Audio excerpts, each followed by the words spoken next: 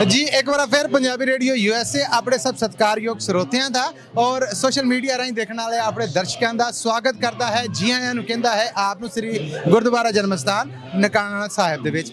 इस ਵੇਲੇ रात का समा है, दिन मुक्या, रात होਣ ਰਹੀ है, पर गुरु घर ਨੂੰ ਜਿੱਦਾਂ ਲਾਈਟਾਂ ਦੇ ਨਾਲ ਕੁਮਕੁਮਿਆਂ ਦੇ ਨਾਲ ਲੋ ਨਾਲ ਸਜਾਇਆ ਗਿਆ ਹੈ, ਇੰਜ ਜਾਪਦਾ ਹੈ ਕਿ ਜਿੱਦਾਂ ਰਾਤ ਨੂੰ ਦਿਨ ਦਾ ਸਮਾਂ ਹੈ। ਤੇ आओ ਅਸੀਂ ਆਪਣੇ ਸਭ ਦਰਸ਼ਕ ਨੇ ਜਿਹੜੇ ਉਹਨਾਂ ਨੂੰ ਜ਼ਰਾ ਗੁਰੂ ਘਰ ਦੇ ਇਹ ਨਜ਼ਾਰੇ ਕਰਾਉਨੇ ਹਾਂ, ਦੇਖਦੇ ਹਾਂ ਕਿ ਸਜਾਵਟ ਦੇ ਕੀ ਮਾਮਲਾਤ ਨੇ।